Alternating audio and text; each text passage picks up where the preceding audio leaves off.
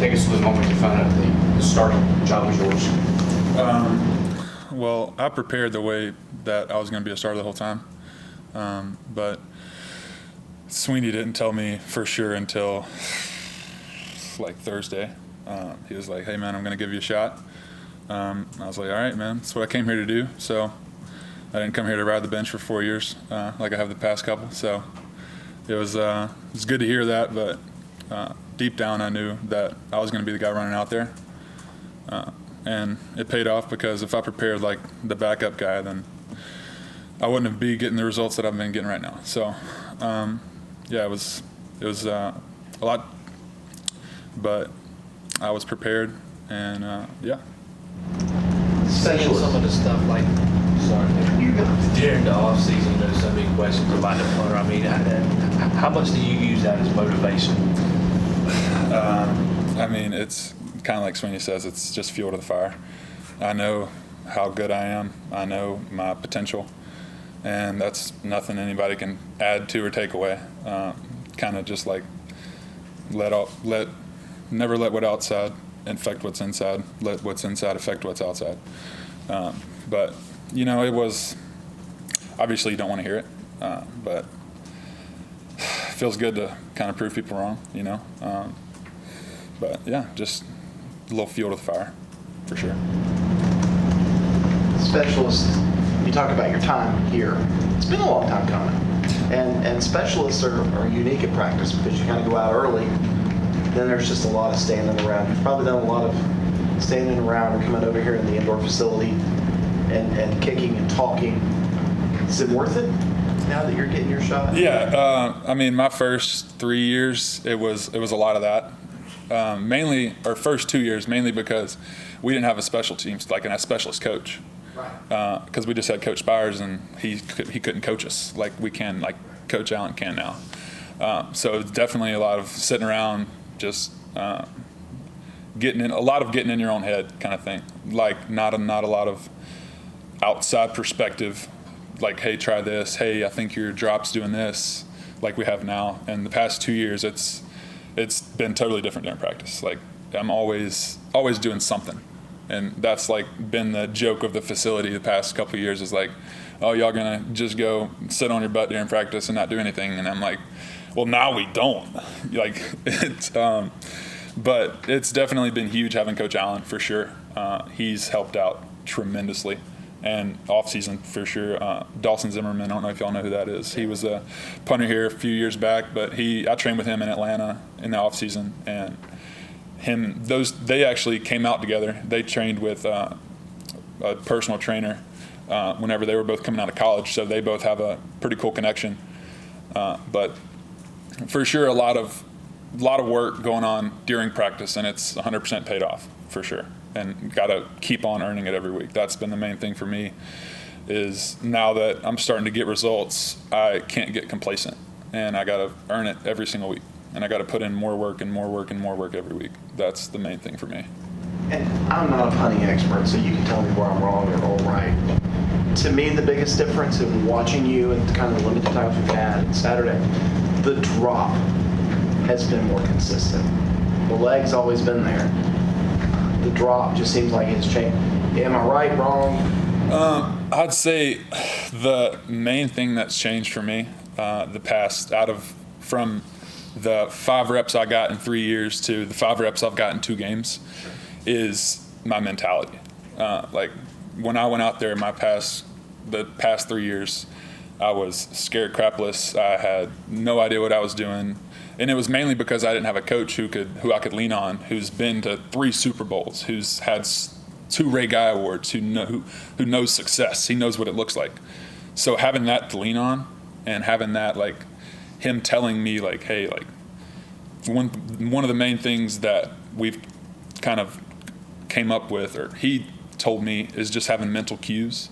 So, like, when I'm going in the game my first couple years, like, I'm not thinking anything. I'm like, all right, I hope I catch this. I hope I kick good.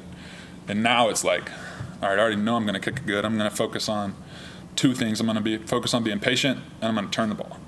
And I'm going to control what I can control, and then whatever result it is. And another, like, the main thing for me has been just, like, I've prayed so much for this moment, and that it would be stupid of me to worry about it.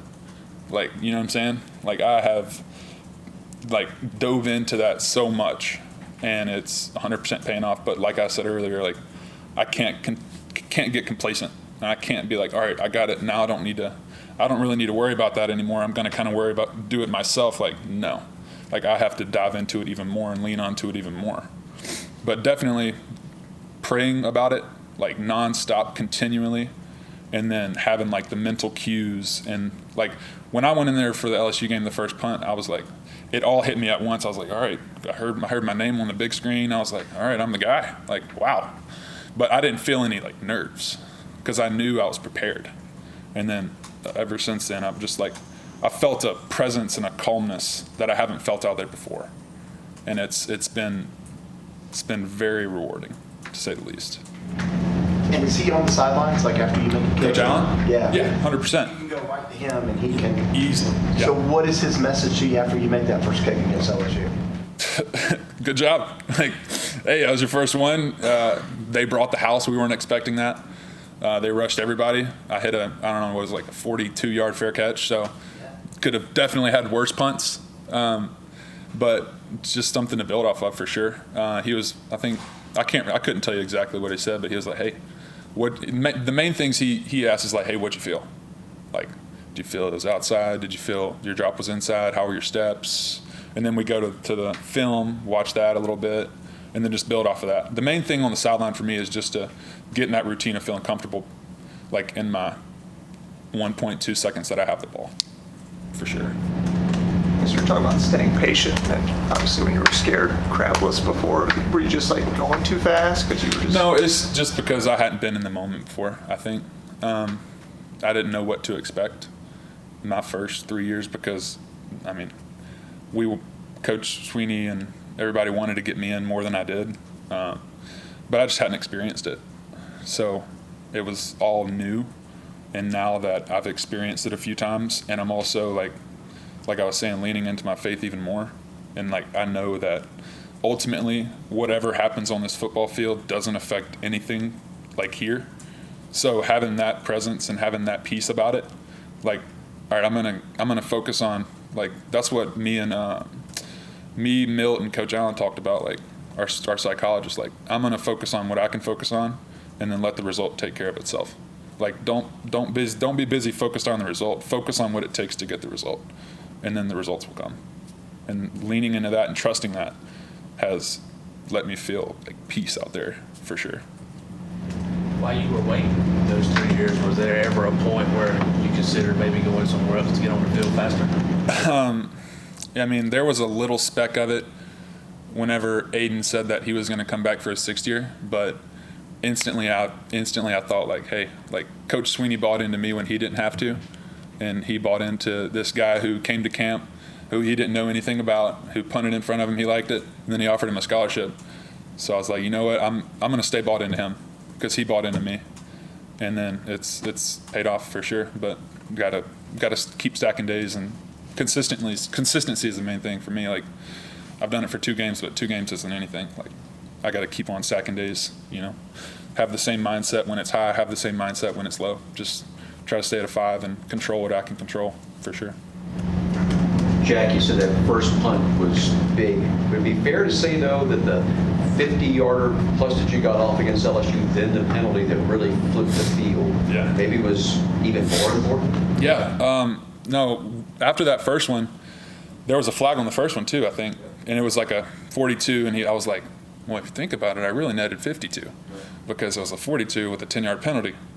And I was like, and then I hit I can't remember, what was it? The second one was like a 39. Wasn't my best hit, but the direction was really good. So it was a fair catch. And if you net a 39, could be a lot worse. And then, correct. And then that last one, it was a 52 with the penalty. So it was really like a 62. And like, yeah, I mean, I agree. It definitely put the team in position to win. I mean, that's all I can do. I can't control how anybody else plays. I don't know the offense. I don't know the defense. And they don't know how to punt a football, you know? So I'm gonna focus on what I can control and just let let God take the wheel and see what happens. What is the perfect punt? Well, it depends on where your positioning is on the field for sure. But main thing is that I've been kind of getting around is having 2 out of the 3: distance, hang time, and direction. If you have 2 out of the 3, most of the time it's either going to be a fair catch or you're not going to get a return. Like most of mine they haven't had all 3, except for the last one against Troy.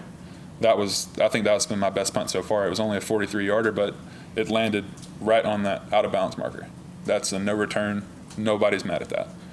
If I could do that consistently, then we're going to be a very good special teams unit for sure. What was it like going through fall camp, not knowing if you're going to be the guy and having that competition? I mean, I definitely had a chip on my shoulder. Like I said earlier, I went into it preparing and going out there performing like I was the guy.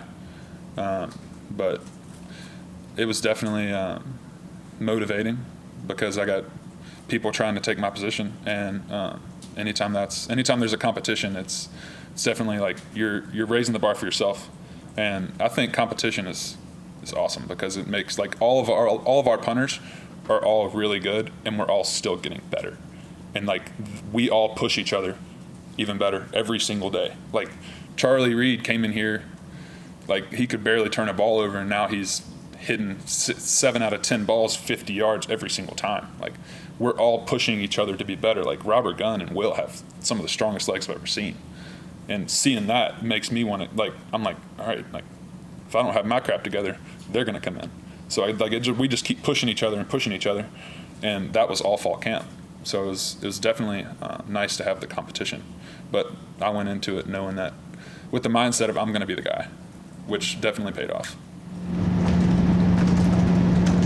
Talked about Milt and going to him, I guess, for some help. I guess were there any other strategies he kind of helped you work through, or kind of what type of stuff did he kind of help get centered, I guess? The main thing for me was just reading my Bible, and there's a book that I started reading.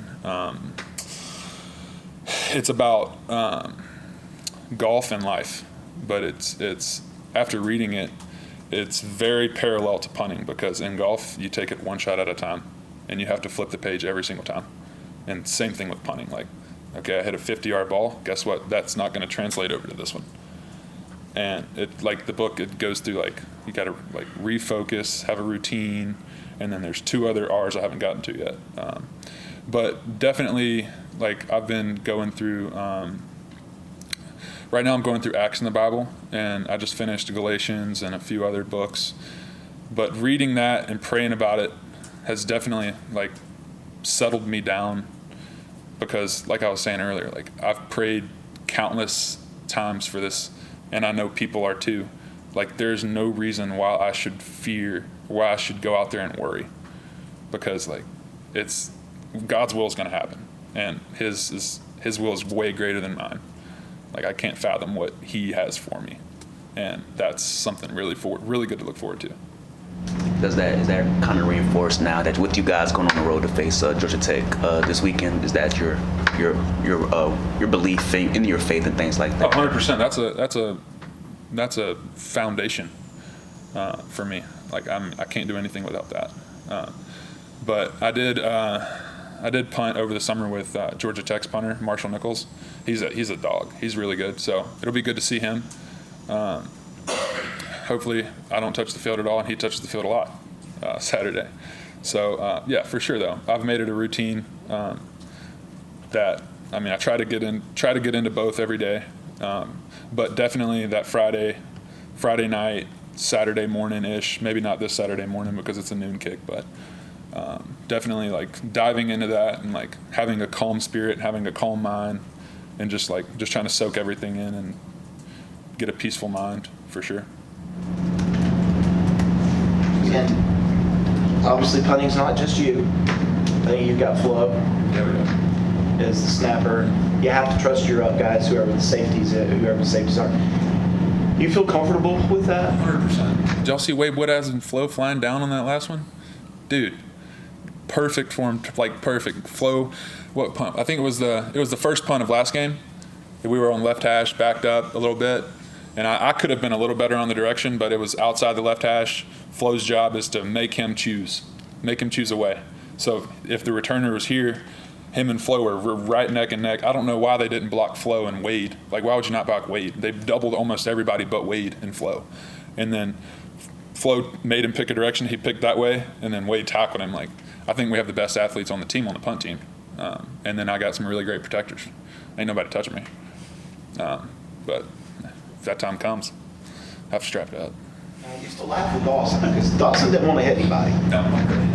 Do you want to hit anybody now? 100%. You do? 100%. I grew up a quarterback DN. Like, I live for it. Like, I can't wait. And people hate on me all the time. They're like, would you rather run it or throw it? And I'm like, dude, I want to run it. Like, I want to hurt somebody. Like, I still have that bone in my body. I know it probably won't happen, but I'm going to try my best if that ever gets called. So I'm definitely like itching for that moment, but I got to punt the ball well first before he can trust me to do that stuff. It's a deep background question. Why did you become a punter? So park ball, like rec league and all that kind of stuff growing up, I was a quarterback in DN, like I said, but I was always like the kicker and the punter just because I was the biggest guy and I had strongest leg, I guess. But like for kicking, I would always toe it. Like, I don't come in like kickers do. I would just toe it. And then punting, same, like just regular. And then my freshman year of high school, my high school head coach, we had another guy who was a up and coming quarterback, and he was faster than me, and I guess that was the new age style of quarterback coming in. So he wanted him to be quarterback. He was like, "Hey, let's throw you at tight end." I was like, "I can live with that. I'm fine with that." And then they moved me straight to right guard. And I was like, I don't know. But I played a few games my freshman year on like the JV squad at like left tackle or something like that. Didn't like it at all. And then they moved me like to long snapper, and I was like, I don't know what's happening right now. And then one day I was like, hey, like I can punt. Like, can you want me to try that? Because I've punted my whole life, and I did it. And then like after practice one day, and then one of the coaches on my team, who was my cousin, he was the punter at Southern Miss. So he like critiqued me a little bit, and I started hitting good balls. So then my head coach was like, hey, you're the punter. And then that was towards the end of freshman year. So ever since then, I've just bought into it. I didn't really go to any big kicking camps or anything growing up. I was really just like a YouTube guy.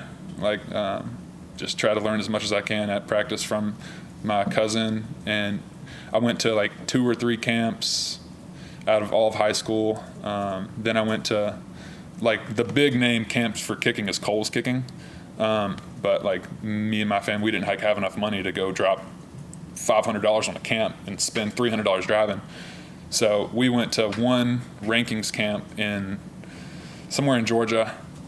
And then I ranked 5, and there I was like, all right. And then the rest is history. So that's the story. It's not. I don't really, I still question why I got pulled from quarterback, but God's plan. Worked out, I guess, right? It did work out. I guess you talked about Coach Sweet taking a chance on you when he saw you. Did you ever imagine like punting at a place like Clemson? Or growing up? Yeah. Not at all. When I was like growing up, I was a Roll Tide guy because I'm from South Alabama. Like that's like you bleed crimson there. You're either Alabama or you're Auburn. You don't know anything else because we don't have any NFL teams. We don't have anything. It's just we live for Saturdays down there, Friday nights and Saturday nights. And then when I started getting better at punting, like towards sophomore year, junior year, I started going to a bunch of camps, like college camps over the summer. And then I started to realize, like, I'm actually kind of good at this. Because I went to one camp and I beat out, like it was going into my junior year, and I beat out like 4 kids that were in JUCO. And like I was like, whoa, like I'm kind of nice.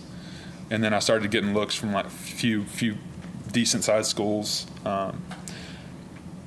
And then my senior year, I mean, I've still like, my thing that I told going into my senior year, I told my dad, I was like, hey, like, if I don't get a full scholarship anywhere, like, I'm just going to go like work a trade. Like, I'm not going to put y'all in debt to put me through college, because my brother went to college, so they already have student loans there, and my mom went through breast cancer and thyroid cancer, so the medical bills are piled on top of them. And I was like, hey, like, I'm not gonna put even more on top of y'all, and he didn't like that. But like I said earlier, it's God's will, not mine. So it all worked out. But no, I never imagined punting at a place like this prestigious, for sure. And it's a dream come true, for sure. Gotta be grateful for it. Did you have a trade picked out, or? No, I was just gonna thug it out, man. Just like, because I mean, all my best friends from high school are welders who they either weld, they work at a paper mill, they work at some kind of mill and work graveyard shifts, and that's just like the way of living down there, because somebody's got to do it. So it was either that or get really good at punting. So I got really good at punting. Anybody else for Jack? And what was the name of that golf book here? I couldn't tell you. I know the author's name is Morris Pickens, I think, maybe. Morris Pickens. He's like a sports psychologist for golfers in St. Simons, Georgia. He trained like Zach Johnson, like these big name golfers, for sure. But yeah, it's a good read if you want to read it. I'm not done with it yet, but. All right, Jack. Really appreciate your time, man. Yeah, of course. Thank you all. Jack.